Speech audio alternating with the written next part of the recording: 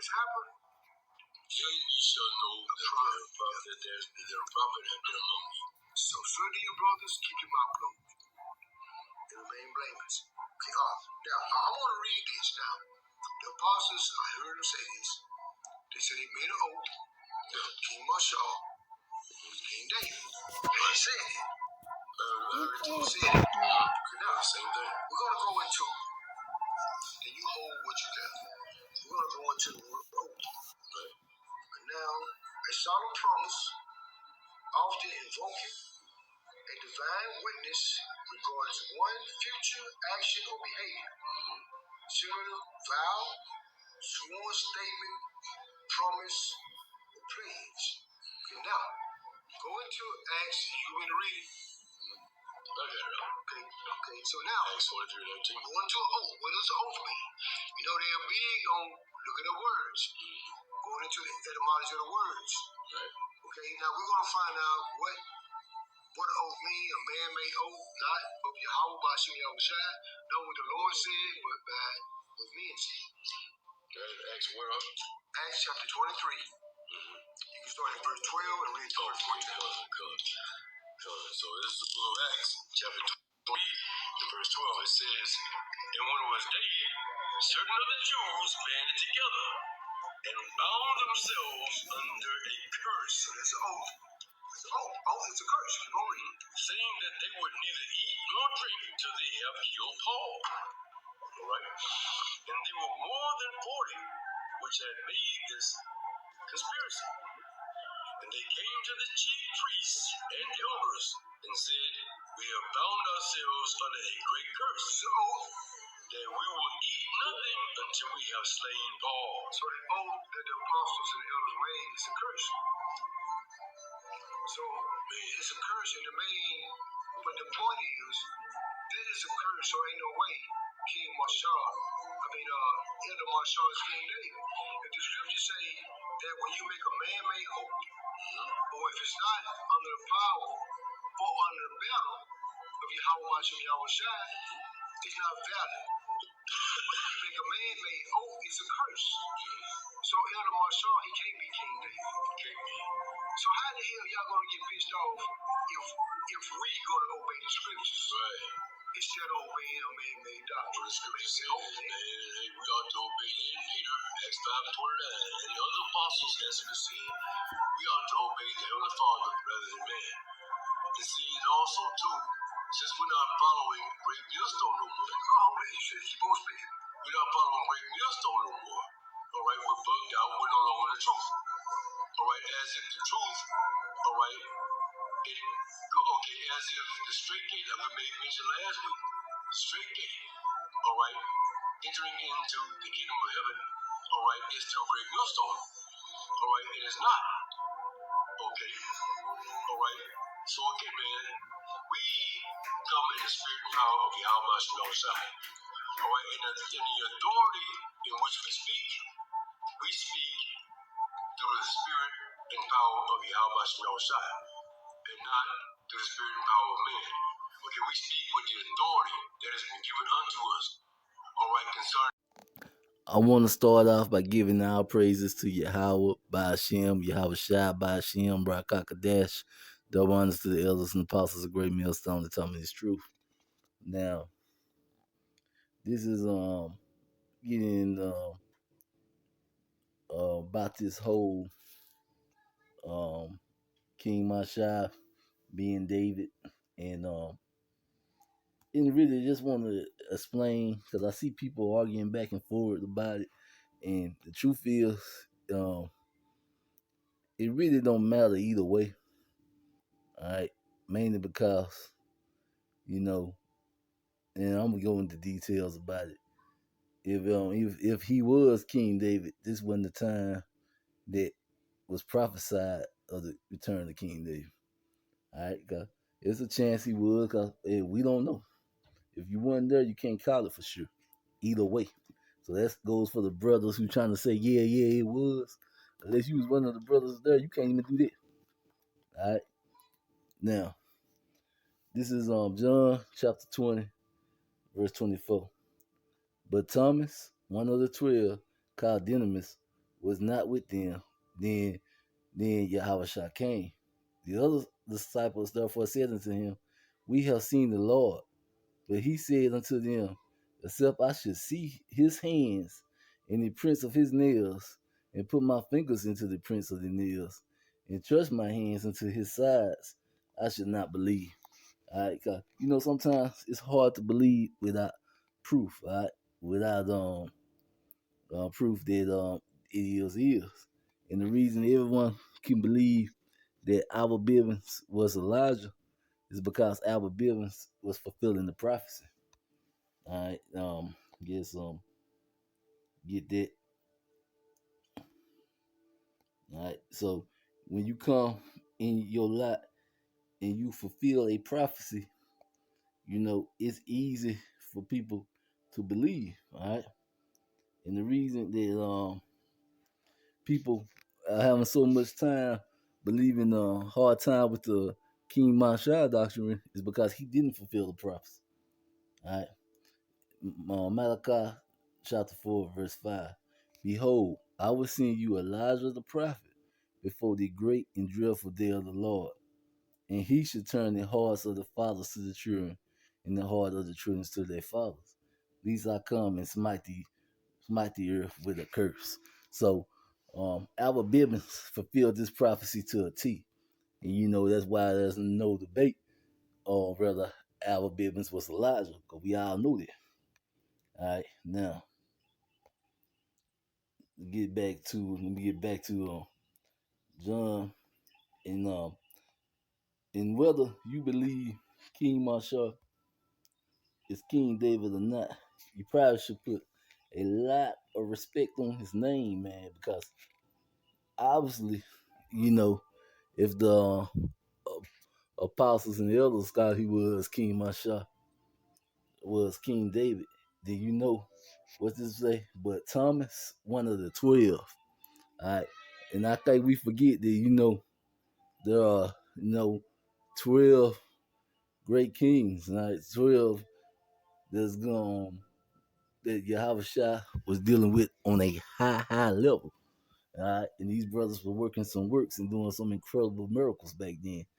All right. In that time after Yahweh Shah, left and gave them the spirit and put the spirit on. All right.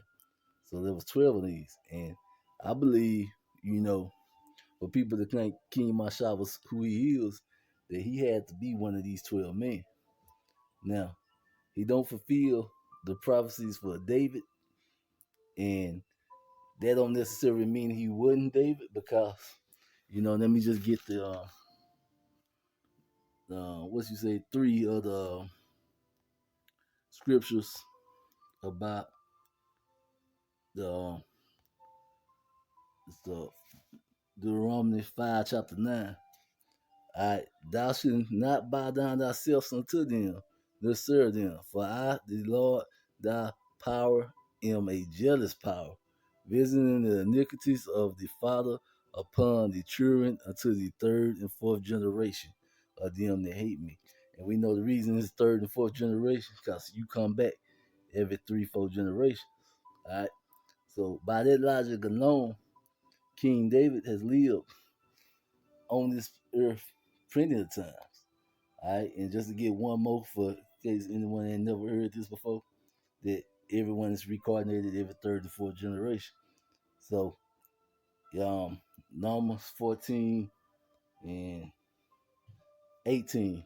The Lord is long suffering and have in a of great mercy, forgiving the iniquity and transgressions, and by no means clearing the guilty, visiting the iniquities of the fathers upon the children unto the third and fourth generation. All right, so this is letting you know that King David has been on this earth plenty of times, not in that lot that's a prophet, living this earth. And that's why, I believe, me and maybe some other brothers have a hard time seeing him being King Masha, because it seemed like if he was to come back as a prophet, he would fulfill the things that was written for him to do as a prophet. All right. So that is why that is a tough one for brothers to really get. All right.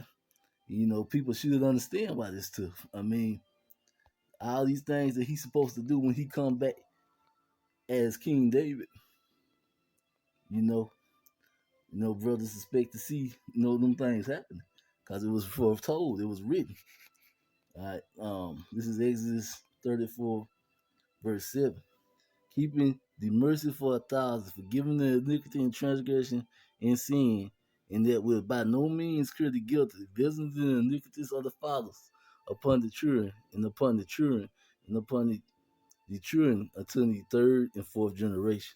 All right, so that's three scriptures pointing out, to the third and fourth generation. Now, let's get what's was supposed to happen when the prophesied return of King David happened. All right, because even if he was King Masha, that wasn't his prophesied return. When he returned in his lot according to prophecy, all right, this is what King David is supposed to do. All right, this is Hosea 3, verse 4. For the children of Israel shall abide many days without a king, and without a prince, and without a sanctuary, and without an image, and without an ephraim, and without a tabernacle.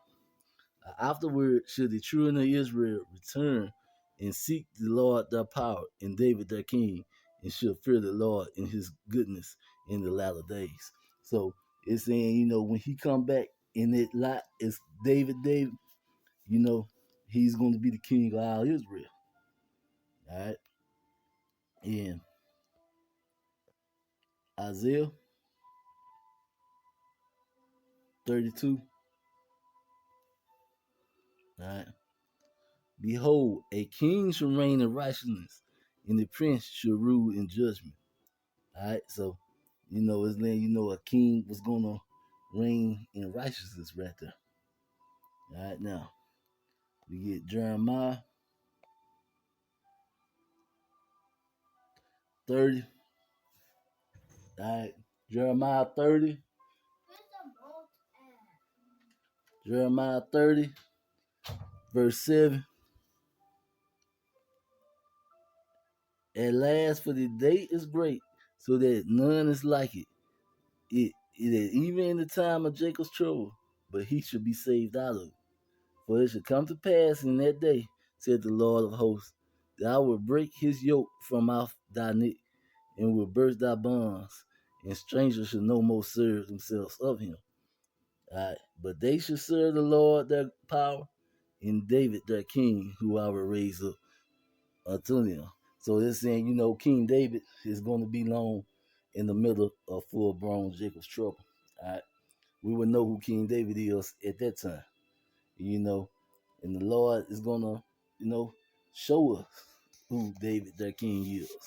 And, if you believe, I guess, I had to, might request that an elder, break down, I believe it's, might have the wrong chapter, but I believe it's Ezekiel, the 25th chapter, where it goes through the second wilderness and all that, and break that down and get their point of view on it. But it was saying that that time with Jacob's trouble is when we'll see King David. So by that standpoint, King David could literally be a child right now.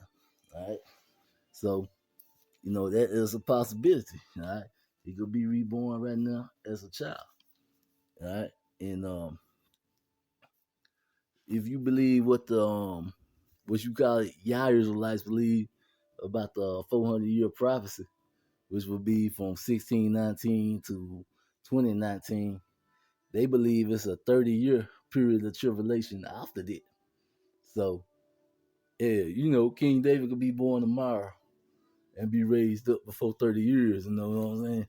So, it's a lot. So, there's no way to say for sure if you weren't there whether King Masha was King David or not. And it really don't matter either way, because even if he was, that wasn't King David prophesied return. All right. This is going to be King David's prophesied return the next time King David is on the earth. All right. Now, you get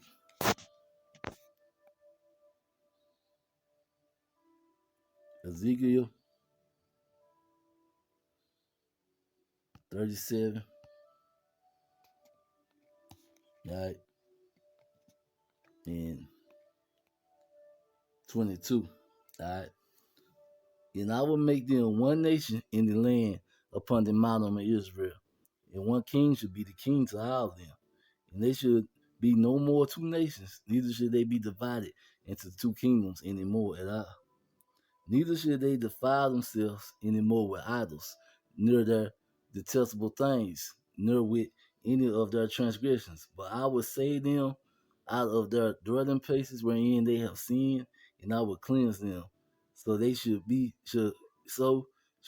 be my people, and I will be their power. You know, that's going into us getting that new sinless flesh. 24th verse. And David, my servant, should be the king over them, and they all should have one shepherd, and they should also walk in my judgment and observe my Sabbaths and do them. So it is letting you know when we come out, when these two sticks, that's all of Israel, come back together, then King David was going to be raised up and be king over all of them. All right. So we know that ain't happened yet. So we know it's still time. All right. But it is the prophesied return of King David that matters. Because according to scripture, you know, King David has been on this earth plenty of times in the past in lives, you know, that wasn't as important, right? The prophesied return of King David hasn't happened yet. All right. So even if he was King Masha, that wouldn't be the prophesied return of King David. And the reason I have a hard time believing that King David was King Masha is because King Masha seems to be a great prophet. All right. Now, if he was just a regular everyday dude, it would be more believable that he was King David. But if the Lord brought King Masha into this thing as a prophet, and then as a strong, high power prophet, it seemed like he would have been would have been fulfilling more of these scriptures if he was King David. That's just how I look at it. You know, and I could be wrong about it. You know, that's just through the spirit. All right, and because we know that for a fact that King Masha, for the elders to believe what they believe, was a very, very powerful prophet. All right, now that's why I'm guessing that he's probably one of the 12. All right, now it can still be King David because what did Hebrews 11:17 say? By faith, Abraham, when he was tired, offered up Isaac, and he that received the promise offered up his only begotten son, on whom it was said that in Isaac should thy seed be called.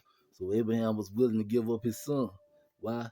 Accounting that Yahweh was able to raise him up even from the dead, from which also he received him in a figure. So Yahweh can bring anybody he want back to life. So it is very, very possible that King Marshall can be King David. All right. Because Yahweh can bring him back to life. All right. But I just really wanted to put it on people's minds that whether he was or he wasn't, it really wasn't as important right now because this wasn't his prophesied return. The next time he's raised up, if that was him, will be the time that is prophesied. All right. All right. Yeah, let's see what I was saying. And Jesus, when he cried again with a loud voice, yelled up the ghost. And behold, the veil of the temple was rent and torn from the top to the bottom, and the earth did quake, and the rocks went, and the graves were open, and many bodies of the saints which slept arose. Alright, and came out of the graves after his restoration, and went into the holy city, and appeared unto many. So this is letting you know that the Lord has the ability to raise the dead. And hey, if you know he raised them up from the dead, that would be a great work. All right. Matthew 27:50-54. All right. It would be a very great work. Very powerful thing. All right. Now, again, Now, oh yeah, I want to hit a little bit on that whole a oath is a curse. That's true. A oath is a curse, but it's not necessarily a bad thing to take an oath. All right, because the covenant was a oath. But if we would have kept the oath, Deuteronomy 28, first verse, it should come to pass if thou should hearken diligently unto the voice of the Lord thy power, to observe and to do all his commandments, which I command you this day. The Lord thy power will set thee on high above all nations. And all these blessings should come on thee and overtake thee. And you should hearken unto the voice of the Lord thy power. Because the Israelites entered into an oath with the Lord when they entered into the covenant with Moses that gave them, all right? So that was a covenant. And if you would have kept the oath, you was gonna receive blessings. Because we broke the oath in Deuteronomy 28, go down to 15 there, then we received all the curses. All right. So a oath can be good or bad. All right. But yeah, a oath, you are up under a curse when you oath, but it's not necessarily a bad thing. All right. Now, I want to end this with Acts, the 5th chapter. All right. The 28th verse. Saying, did not we strictly command you that you should not teach in his name? And behold, ye have filled Jerusalem with your doctrine and intent to bring this man's blood upon us. All right. And this was the scribes and Pharisees talking to the council about Peter and the apostles. Then Peter and the other apostles answered and said, we ought to obey God rather than man. All right. The God of our fathers raised up Yahushua, who you slew and hung on a tree. All right. So this is letting you know that the best thing to do, is to be for the Lord. All right. Sometimes, if the man don't want to stand on the side of the Lord, you just gotta overlook it and move on. All right. And I was seeing that these great brothers are getting into it. And then when it comes down right into it, the issue really is not even important enough to get into it about. All right. Now, because the King David doesn't matter till he returns to fulfill the scriptures that he is supposed to fulfill. All right. So whether King Masha was King David or not, it really don't matter either way. Because that lifetime, he did not fulfill the scriptures that he was supposed to fulfill. He's going to do that on his second coming around. We all have lived plenty of lifetimes where we didn't, we all have lived plenty of lifetimes. I mean, every third and fourth generation, right? So, him not fulfilling the scriptures in that lifetime, it wouldn't be that big a deal. But, I just have a hard time believing that King Masha was a great prophet, all right, and then fulfill what he was supposed to fulfill scripture wise if he was King David. All right. That's what don't wrap him out. That's why I believe that he most likely was another member of one of the 12 apostles. All right. And either way it go, you shouldn't be talking down on this man. All right. And you need to watch what you say very carefully when addressing this man. I remember, man, me and my cousin, we sat up here on the phone and we had a debate over Apostle Tahar. He believes that Apostle Tahar is the reincarnation of John the Revelator. I believe that the Apostle Tahar was the reincarnation of Paul. We went back and forth over which one of these great prophets the Apostle Tahar was in the past. But in the end, we both was still, thinking what we was thinking, but that didn't make us enemies. All right. We still cool, still cousins, still getting along. And the same thing should be going for this. This shouldn't make you enemies because one side believe that he's King David and another side believe that he's ain't. And the reason for that is because this wasn't a lot that he was fulfilling the scriptures of King David. All right. And like I say, the thing on I just don't see King David being in the lot of a prophet and not fulfilling what he's supposed to fulfill in the prophecies. All right. That's why I believe it would make more sense if he was just another one of the 12. But hey, I could be wrong about it. It's just some things are just through the spirit. All right. Now, either way it go, he was a powerful prophet. So whether he King David or not, King Masha was a powerful prophet. So, you gotta put some respect on his name when you say it, all right?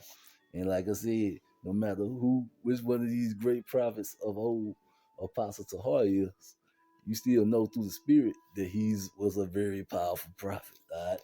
You gotta put some respect on Apostle Tahar's name. All right. And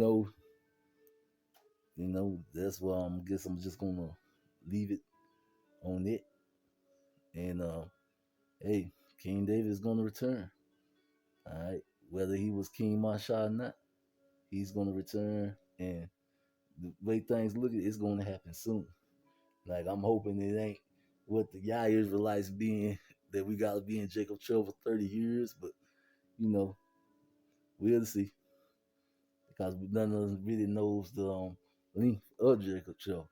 But hey, King David's gonna lead us out of it. And we'll know for sure, beyond a shadow of doubt, exactly who is King David at that time. And with that, I'ma say, Shalom. Oh yeah, one more thing before I go. And prophets, brothers, really shouldn't be fighting amongst each other. All right? And especially when you deal with another prophet. And one thing I can say is that after following, you know, Yahweh Maccabees, I can see that the spirit of the Lord is truly on that brother and on him strongly. All right.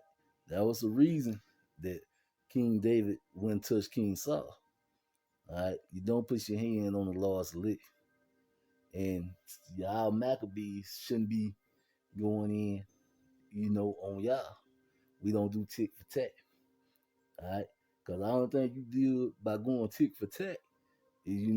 They was gonna have to answer to the Lord, but now since you took vengeance out yourself, you pretty much let them off the hook. All right, because prophets don't do tick for tack. We let the Lord fight our battles. And with that, I'm gonna say, Shalom. Book of what? Amos chapter 9 and verse what? I think that's 10. It says, all right, because that's what's happening right now. All right, it says, for lo, I will command and sift the house of Israel among all nations. How you being sifted by the word? Like as corn is sifted in the sheaf, yet shall not the least grain fall upon the earth. All the sinners of my people who don't have this truth shall fall by the sword, saith the Lord. The evil shall, which say the evil shall not overtake nor prevent us. In that day I will raise up the tabernacle of David that is fallen, and close up the breaches thereof, and I will raise up his ruins and build it as in the days of old. See? So right now the Lord is what? Sifting. See, the Lord is sifting. All right? There's a lot of old Pharisees back that was coming up against Yahweh Shai back. All right? They back doing their job, and they don't even realize it. Lord got them blinded, playing their part in the movie. All right? The ones who always thought that they was right and couldn't be reproved. You couldn't reprove the Pharisees. Right? They had a hard ass neck. That's why when they came and approached our Lord, he always asked them a question and discombobulated their ass. And they ran away. All right? They back in the movie. All right? The house of David is being constructed right now. King David is here right now. All right? And what the house of Saul is being revealed. A lot of these brothers who claim to preach the truth. All right? But what? Preaching for likes. All right? They preaching for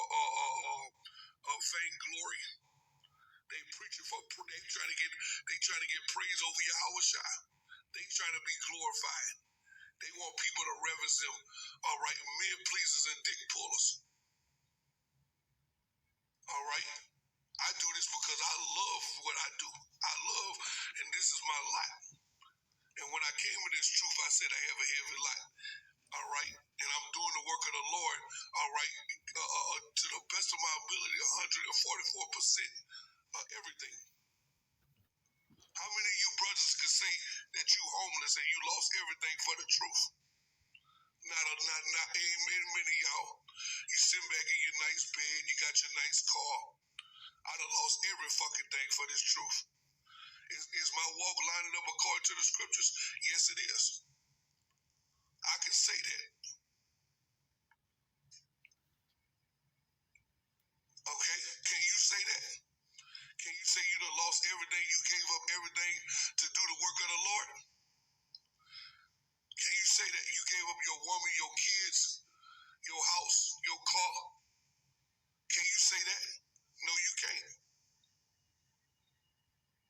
I'm letting it be known that I ain't got no fear on me. I fear the Lord, and the Lord know that's the truth. I've been homeless for a whole fucking year. Can you say that? Who's sincere about doing this work? And I'm homeless and I do 3 lessons a day. You niggas sitting over there comfortable eating fucking at the bodega, all right, and doing 1 lesson a fucking day, and they got the nerve to try to talk shit about somebody. Try to drown a brother and then don't try to pick your brother up. That ain't no house of David. That's the house of Saul. Make a rebuke video and try to slam. Oh, I slam dunked him. I got him. Oh, and you talking amongst you niggas. The Lord see your fucking spirit, nigga. Oh, house of Saul ass niggas who wouldn't want to. I hope he don't. I hope we got him. We got him. We drowned him. We got him. He gone now. We got him. That's the type of attitude I've seen amongst you niggas. And I'm only speaking the truth. I've been speaking the truth since this damn thing came on, man. Which one of you can say that, huh? Which one of you done lost everything? Huh? Tell me. All right? I bet you ain't got nothing to say. Oh, but you know, I already know the wolves coming. All right? I already know the reprisal coming.